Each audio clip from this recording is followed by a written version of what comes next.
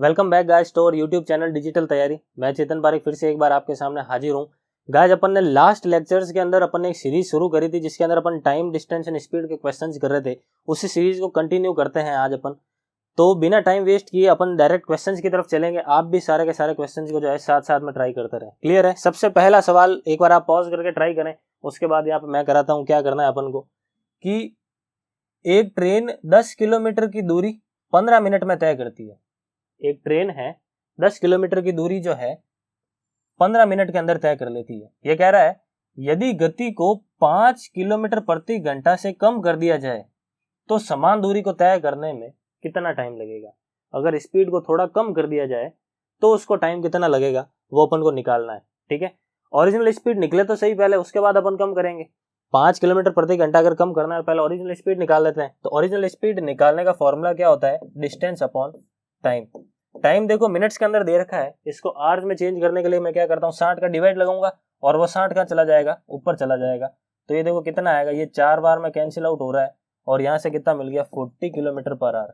क्या आ रही है स्पीड? 40 kilometre per hour. ठीक है, अब ये कह रहा है कि अगर 40 किलोमीटर पर आवर से 5 किलोमीटर पर आवर स्पीड को कम कर दिया जाए तो अब स्पीड कितनी हो जाएगी? न्यू स्पीड कितनी होगी? 5 कम करने के बाद 35 हो जाएगी। न्यू स्पीड कितनी होगी? 5 kilometre per hour, 35 kilometre per hour. अब मुझे 10 किलोमीटर चलना है और टाइम निकालना है। सिंपल सी चीज है। तो अपन को टाइम निकालने का फॉर्मूला पता है क्या होता है कि डिस्टेंस अपॉन स्पीड। तो डिस्टेंस अपॉन स्पीड सेम चीज अपन ने यहाँ की, तो इसको सॉल्व करते हैं। 5 से कैंसिल आउट किया तो कितना आ रहा है? 2/7। और अपन को यहाँ पर अगर अपन ऑप्शन को देखते हैं तो सारे के सारे ऑप्शन मिनट में है, तो इसको भी मिनट में चेंज करने के लिए मैं क्या करता हूँ 60 से मल्टीप्लाई करा देता हूँ। तो कितना आएगा? 120/7 मिनट।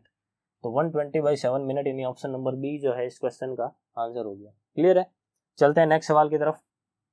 नेक्स्ट सवाल क्या कह रहा है कि दो ट्रेनें हैं, एक ट्रेन की लंबाई 35 किलोमीटर पर आवर है और दूसरे ट्रेन की लंबाई 50 किलोमीटर पर आवर है। ये कह रहा है कि दोनों की दोनों समान दिशा में चलती है, दोनों की दोनों सेम डायरेक्शन के अंदर चलती है।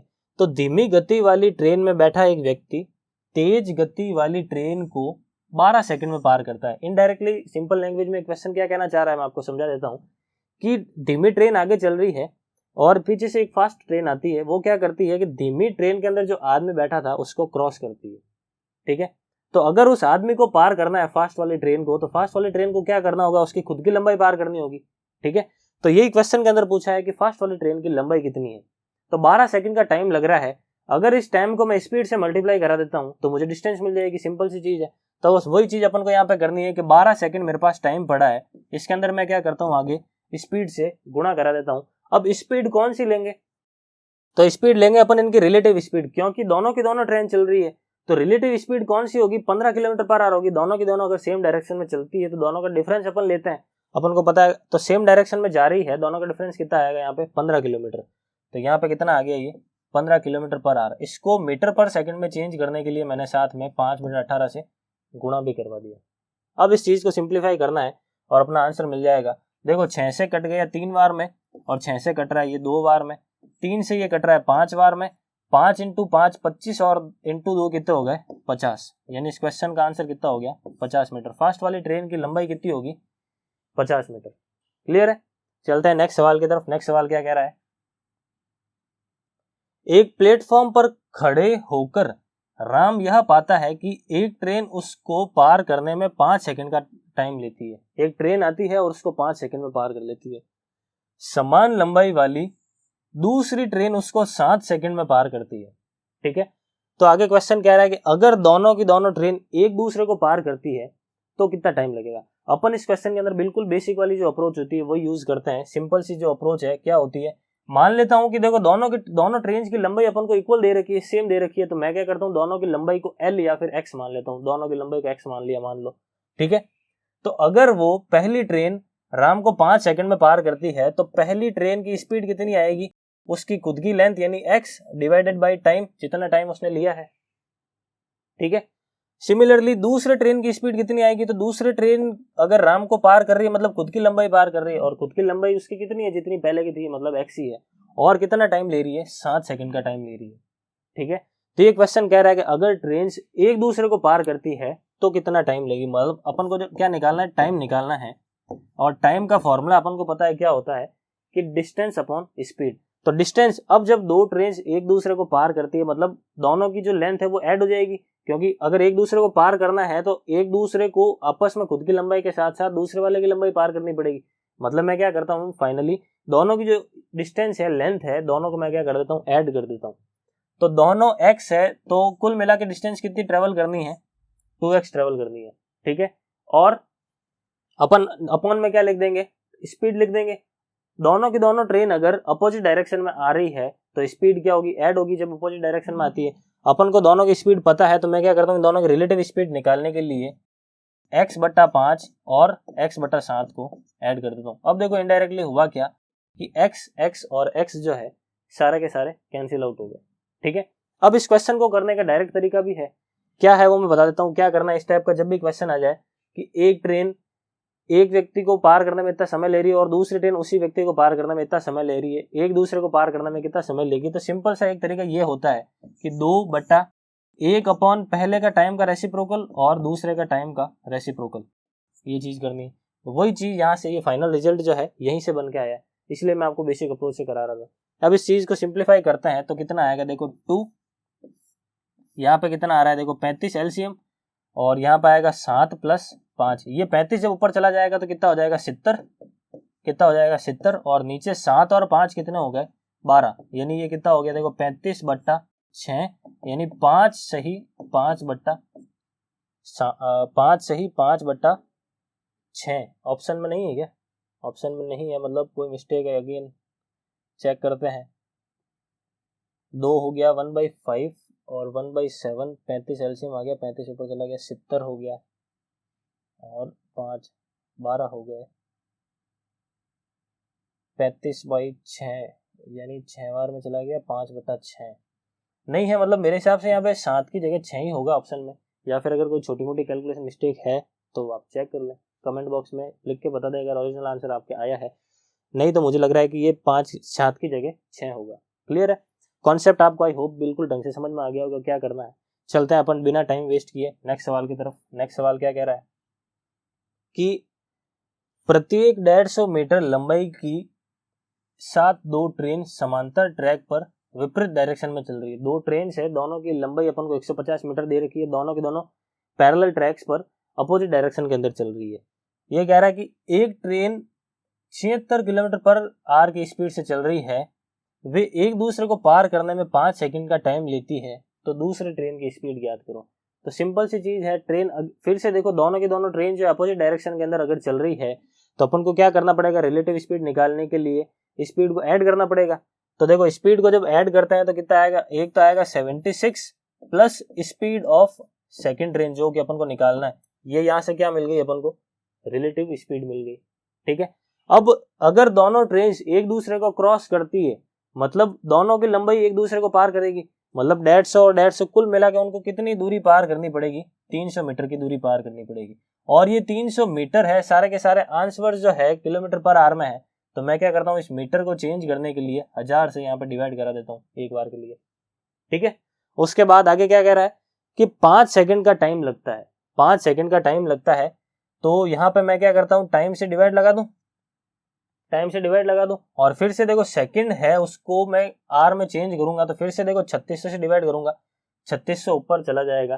तो इनडायरेक्टली हुआ क्या है कि अपन ने 18/5 से ही मल्टीप्लाई कराया है, 18/5 से ही मल्टीप्लाई कराया है। सिंपल सी चीज यही है कि मीटर में और नीचे टाइम जो सेकंड में था, मतलब जो स्पीड है मीटर पर सेकंड में आ रही थी, और उस मीटर पर सेकंड को मुझे अगर किलोमीटर/आवर में चेंज करना है तो मैंने क्या कर दिया, 18/5 से गुणा करा दिया। अब इस इक्वेशन को जो अपन को सॉल्व करना है, 5 से देखो 60 बार में कट रहा है, और 5 से फिर से ये कितनी बार में कट रहा है, 12 बार में कट रहा है।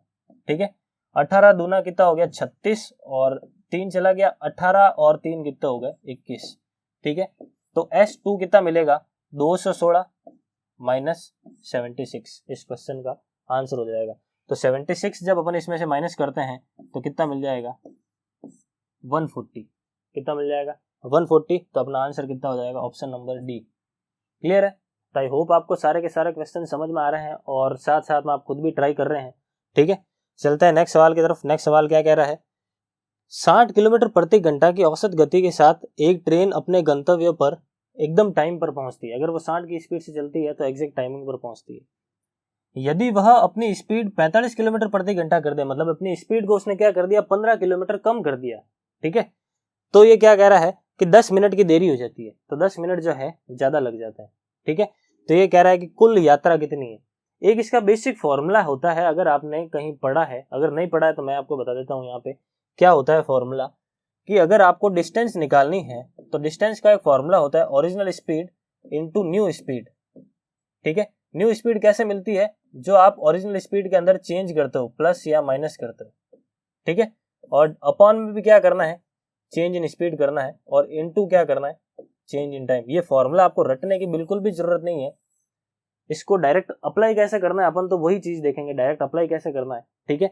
और इसके पीछे और क्या लॉजिक है, इससे रिलेटेड और कैसे कैसे क्वेश्चन सॉल्व कर सकते हैं, और ये फॉर्मूला आया कैसे है, तो इसके लिए अपन पर्टिकुलर एक टाइम डिस्टेंस का जो वीडियो है वो जरूर बनाएंगे।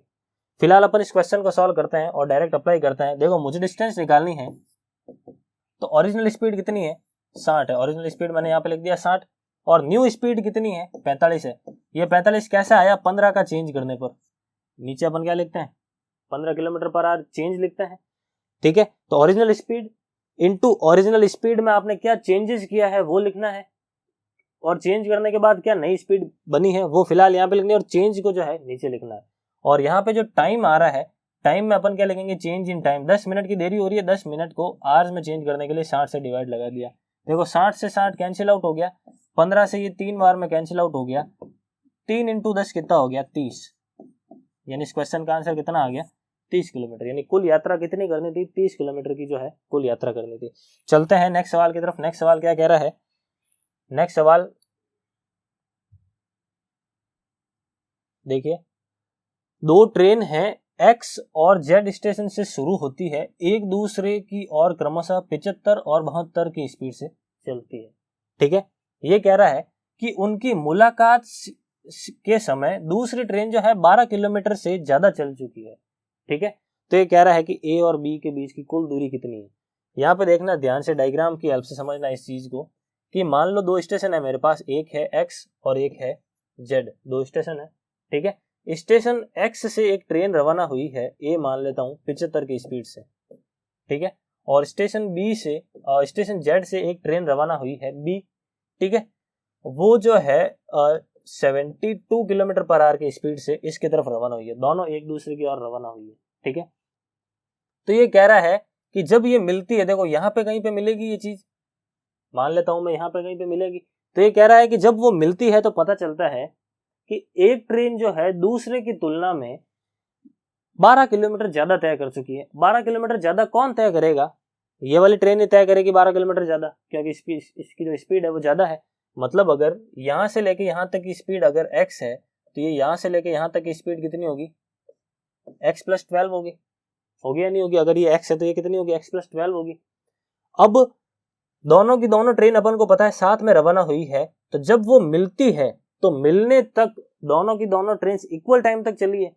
यहाँ पर जब वो मिलती है तो यहाँ से यहाँ तक आने का इसका टाइम और यहाँ से यहाँ तक आने का इसका टाइम, दोनों के टाइम क्या होंगे, इक्वल होंगे।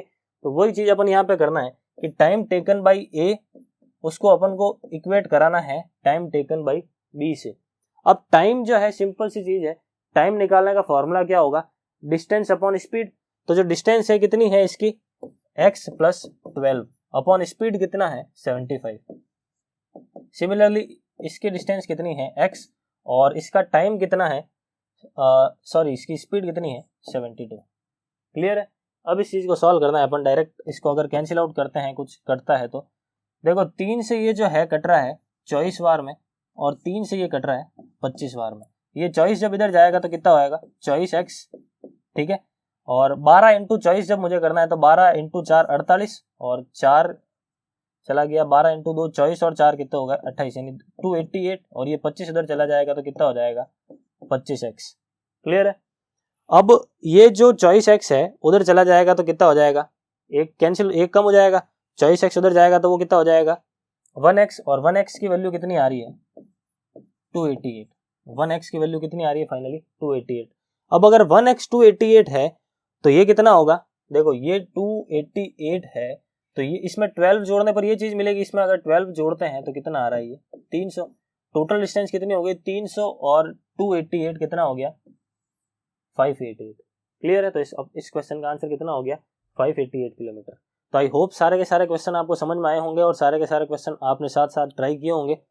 आने वाले सीरीज के अंदर अपन इसी सीरीज को कंटिन्यू रखेंगे, ज़्यादा से ज़्यादा क्वेश्चन अपन सॉल्व करेंगे। क्लियर है। Thank you.